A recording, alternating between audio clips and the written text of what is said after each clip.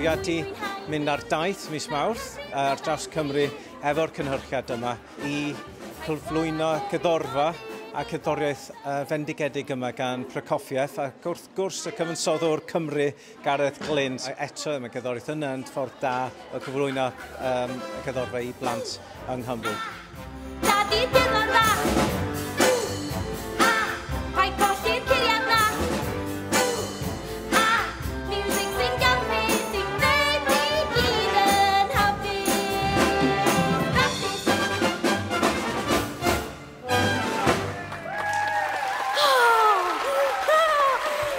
Dyma stori am hogyn o'r enw Pedr.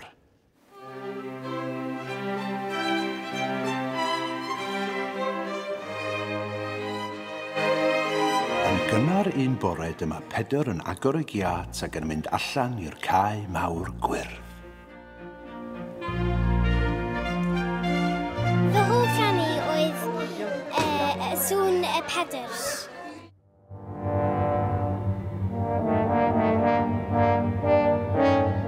Nes i mwynhau y hewyr ar y sŵn.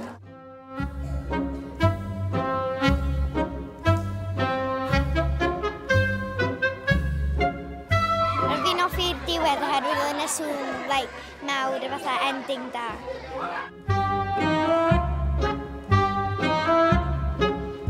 Roedd o'n rili dda a roedd fi'n mwynhau o.